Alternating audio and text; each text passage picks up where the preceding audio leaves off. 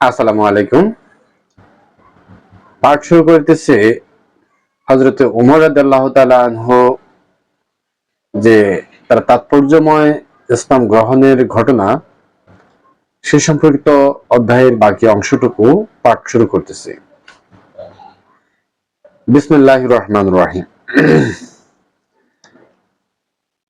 হযরত খাব্বাব রাদিয়াল্লাহু তাআলা আনহুর মুখ থেকে এই কথা শ্রবণের পর হযরত ওমর রাদিয়াল্লাহু তাআলা আনহু তার তরবারিখানা কোষে প্রবেশ করিয়ে নিয়ে সেই বাড়ির বহিরাঙ্গনে উপস্থিত হয়ে দরজায় করাঘাত করলেন। দরজার ফাঁক দিয়ে এক ব্যক্তি উঁকি দিয়ে দেখতে পেলেন যে কোষাবদ্ধ তলোয়ার সহ ওমর দণ্ডায়মান রয়েছেন। ঝটপট নবীজি সাল্লাল্লাহু আলাইহি সাল্লামকে অবগত করা হলো। যারা সেখানে উপস্থিত ছিলেন সবাই সঙ্গে সঙ্গে কাছাকাছি অবস্থায় সংঘবদ্ধ হয়ে গেলেন। সবারই মধ্যে এই সন্ত্রস্ত ভাব লক্ষ্য করে হামজা রাদিয়াল্লাহু তাআলা আনহু জিজ্ঞেস করলেন, কি ব্যাপার, কি এমন হয়েছে?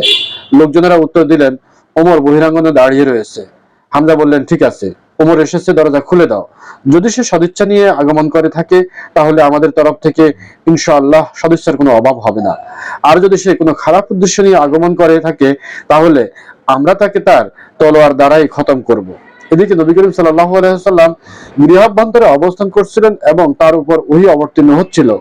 ওহী অবতীর্ণ সমাপ্ত হলে তিনি ওমরের নিকট আগমন করলেন বৈঠক ঘরে। তিনি তার কাপড় এবং তরবারিখানি কোষ ধরে শক্তভাবে টান দিয়ে বললেন, ওমর, যেমনটি ওয়ালিদ ইবনে মুগিরার উপর অবতীর্ণ হয়েছিল সেরূপ আল্লাহ তাআলার তরফ থেকে যতক্ষণ না তোমার উপর লাঞ্ছনা, অবমাননা ও শিক্ষামূলক শাস্তি অবতীর্ণ হচ্ছে ততক্ষণ তুমি কি পাপাচার থেকে বিরত হবে না? অতঃপর নবী করিম সাল্লাল্লাহু আলাইহি ওয়াসাল্লাম আল্লাহ তাআলার সমীপে দোয়া করলেন, হে সর্বশক্তিমান প্রভু, তোমার ইচ্ছে কিংবা অনিচ্ছাই হচ্ছে চূড়ান্ত। এই উমর ইবনে খাত্তাবের দ্বারা ইসলামের শক্তি তুমি সমৃদ্ধ করো, বৃদ্ধি করো। রাসূল সাল্লাল্লাহু আলাইহি ওয়াসাল্লামের দোয়া শ্রবণের পর ওমরের অন্তরে এক স্পন্দনের সৃষ্টি হতে থাকলো যে তিনি অস্থির হয়ে পড়লেন এবং পাঠ করলেন, আশহাদু আল্লা ইলাহা ইল্লাল্লাহু ওয়া আন্নাকা রাসূলুল্লাহ। আমি সাক্ষ্য প্রদান করছি আল্লাহ ছাড়া অন্য কোনো উপাস্য নেই এবং সত্যি আপনি আল্লাহ তাআলার রাসূল। হযরত ওমরের মুখ থেকে তাওহীদের এই বাণী শ্রবণ মাত্র গৃহাভ্যন্তরস্থিত লোকজনেরা এত জোরে আল্লাহু আকবার ধ্বনি উচ্চারণ করলেন যে মসজিদুল হারামে অবস্থানকারী লোকেরাও তা স্পষ্টভাবে শুনতে পেলেন। আরব মুলুকে এটা সর্বজন বিদিত বিষয় ছিল, ওমর ইবনে খাত্তাব ছিলেন অত্যন্ত প্রতাপশালী এবং প্রভাবশালী। তিনি এতই প্রভাবশালী ছিলেন যে তার সঙ্গে প্রতিদ্বন্দ্বিতা করার মতো সাহস সেই সমাজের কারোরই ছিল না। এই কারণে তার মুসলিম হয়ে যাওয়ার কথা প্রচার হওয়া মাত্র মুশরিক মহলে ক্রন্দন এবং বিলাপ সৃষ্টি হয়ে গেল এবং তারা বড়ই লাঞ্ছিত ও অপমানিত বোধ করতে থাকলো। পক্ষান্তরে তারা ইসলাম গ্রহণ করার ফলে মুসলিম শক্তি, সাহস ও মান সম্মান মর্যাদা উল্লেখযোগ্য মাত্রায় বৃদ্ধি পেয়ে গেল এবং তাদের মধ্যে আনন্দের জোয়ার চলতে থাকলো।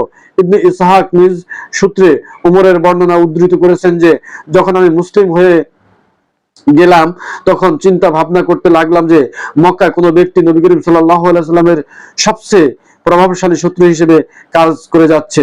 অতঃপর মনে মনে বললাম, এ আবু জাহেলই হচ্ছে তার সবচেয়ে বড় শত্রু।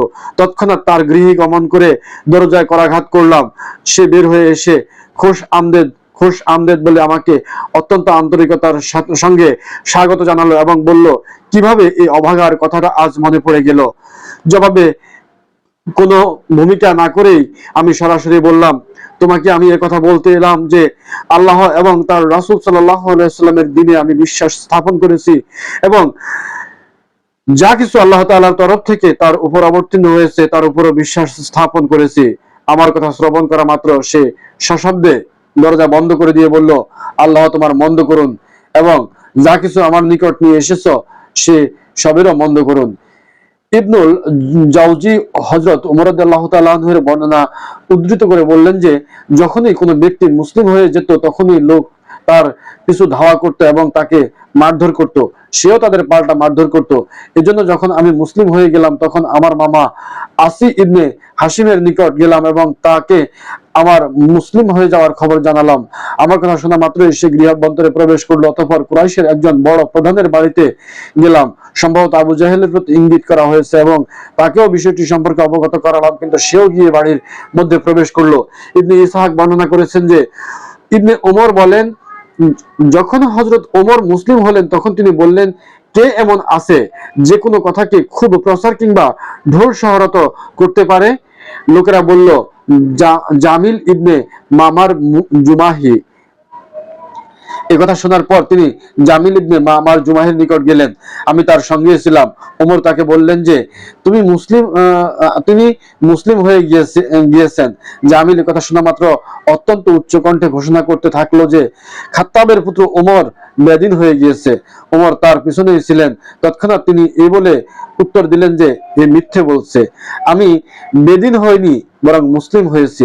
লোকজনেরা তার উপর চড়াও হলো এবং মারপিট শুরু হয়ে গেল। এক পক্ষে জনতা, অন্য পক্ষে ওমর। মারপিট চলতে থাকলো। এত সময় ধরে মারপিট চলতে থাকলো যে সেই অবস্থায় সূর্য প্রায় মাথার উপর এসে পড়লো।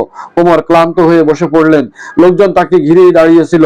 ওমর বললেন, যা খুশি করো, আল্লাহ তাআলার শপথ, আমরা যদি সংখ্যায় 300 হতাম তাহলে মক্কায় তোমরা অবস্থান করতে না আমরা করতাম তা দেখা দেখি হয়ে যেত।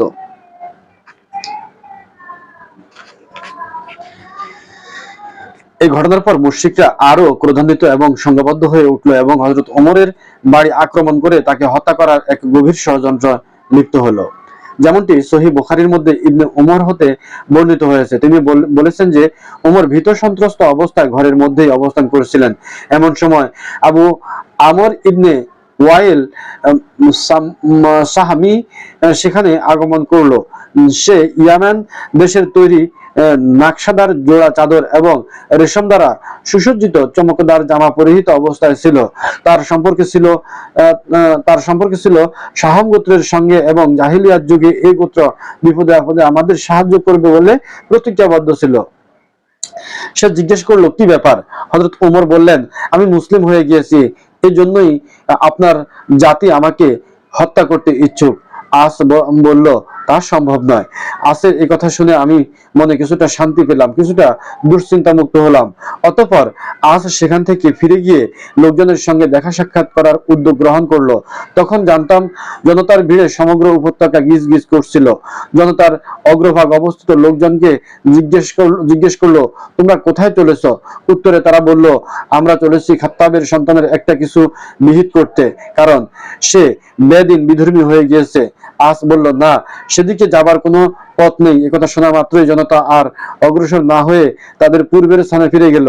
হযরত ওমরের ইসলাম গ্রহণের কারণে মুশরিকদের এমন এক অবস্থার সৃষ্টি হয়েছিল যা ইতিপূর্বে আলোচিত হয়েছে। অপরপক্ষের মুসলিমদের অবস্থা সম্পর্কে আজ অনুমান কিংবা কিছুটা ধারণা লাভ করা সম্ভব হবে এবং এর পাশাপাশি আলোচিত পরের ঘটনাটি থেকে মুজাহিদ রহমতুল্লাহ ইবনে আব্বাস হতে বর্ণনা করেছেন, আমি উমর ইবনে খাত্তাবকে জিজ্ঞাসা করলাম যে কি কারণে আপনার লকব বা উপাধি ফারুক হয়েছে। তখন তিনি আমাকে বললেন, আমার 3 দিন পূর্বে হামজা রাদিয়াল্লাহু তাআলা আনহু মুসলিম হয়েছিলেন।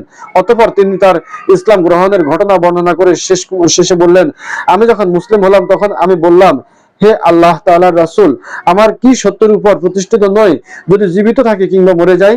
রাসূল সাল্লাল্লাহু আলাইহি সাল্লাম ইরশাদ করলেন, অবশ্যই, সেই সত্তার শপথ যার হাতে আমার জীবন, তোমরা যদি জীবিত থাকো কিংবা মৃত্যু মুখে পতিত হও, হক বা সত্যের উপরেই তোমরা রয়েছ। ওমরের বর্ণনা, তখন আমি সবাইকে লক্ষ্য করে বললাম, তাহলে গোপনীয়তার আর কি প্রয়োজন? সেই সত্তার শপথ যিনি আপনাকে সত্য সহকারে প্রেরণ করেছেন, আমরা অবশ্যই গোপনীয়তা পরিহার করে বাইরে যাব। অতঃপর আমরা দুটি সারি বেঁধে নবী করিম সাল্লাল্লাহু আলাইহি সাল্লামকে 2 সারির মধ্যে নিয়ে বাইরে এলাম। এক সারির বেশিরভাগ ছিলেন হামজা, অন্য সারির এক সারির শিরোভাগে ছিলেন হামজা রাদিয়াল্লাহু তাআলা আনহু আর অন্য সারির শিরোভাগে ছিলাম আমি। আমাদের চলার কারণে রাস্তায় জাতার আটার মতো হালকা ধূলিকণা উড়ে যাচ্ছিল। এভাবে যেতে যেতে আমরা মসজিদুল হারামে গিয়ে প্রবেশ করলাম। হযরত ওমর রাদিয়াল্লাহু তাআলা আনহু বলছেন, কুরাইশরা যখন আমাকে এবং হামজাকে মুসলিমদের সঙ্গে দেখলো, তখন মনে মনে তারা এত আঘাতপ্রাপ্ত হলো যে এমন আঘাত পূর্বে আর কখনো পায়নি। সেই দিনই নবী করিম সাল্লাল্লাহু আলাইহি ওয়াসাল্লাম আমার উপাধি দিয়েছিলেন ফারুক। ইবনে মাসউদ রাদিয়াল্লাহু তাআলা আনহু বলেছেন, যতদিন পর্যন্ত হযরত ওমর ইসলাম গ্রহণ করেননি, ততদিন পর্যন্ত আমরা কাবা গৃহের নিকট নামাজ আদায় করতে সাহস করিনি। শুআইব রুমি বর্ণনা করেছেন যে হযরত ওমর রাদিয়াল্লাহু তাআলা আনহু যেদিন ইসলাম গ্রহণ করলেন, সেদিন থেকে ইসলাম তার গোপন প্রকাশ্য থেকে বেরিয়ে এলো বাইরের জগতে। সেদিন থেকে প্রকাশ্যে প্রচার এবং মানুষকে প্রকাশ্যে দ্বীনের আহ্বান জানানো সম্ভব হলো। পূর্বের সূত্র ধরেই বলা হয়েছে, আমরা গোলাকার হয়ে আল্লাহ তাআলার ঘরের পাশে বৈঠক করলাম এবং আল্লাহ তাআলার ঘর তাওয়াফ করলাম। যারা আমাদের উপর অন্যায় অত্যাচার করত, আমরা তার প্রতিশোধ গ্রহণ করলাম এবং তাদের কোনো কোনো অন্যায়ের প্রতিবাদও করলাম। ইবনে মাসউদের বর্ণনা, যখন হতে হযরত ওমর মুসলিম হয়েছিলেন, তখন থেকে আমরা সমানভাবে শক্তিশালী হয়েছিলাম এবং মান সম্মানের সঙ্গে বসবাস করতে পেরেছিলাম। মহান এই বীরের যে ইসলামে আবির্ভাব এবং ইসলাম গ্রহণ, সেটি সত্যি ইসলামের জন্য এক বড় নতুন দিগন্তের উন্মোচন করেছে। আমরা সকলেই ওমরের মতো ইসলামের ঝান্ডা হাতে যে কোনো প্রতিকূল অবস্থায় ইসলামের পক্ষে লড়াই করতে প্রস্তুত। ইসলামের জন্য জীবন দিতেও আমরা কুণ্ঠাবোধ করব না। মহান রাব্বুল আলামিন আমাদেরকে ইসলামের পক্ষে কবুল করুন। ওয়া মা তাওফীকি ইল্লা বিল্লাহ। ওয়া আখির কালামিনা ইনদাল মাউতে লা ইলাহা ইল্লাল্লাহু মুহাম্মাদুর রাসূলুল্লাহ সাল্লাল্লাহু আলাইহি ওয়াসাল্লাম।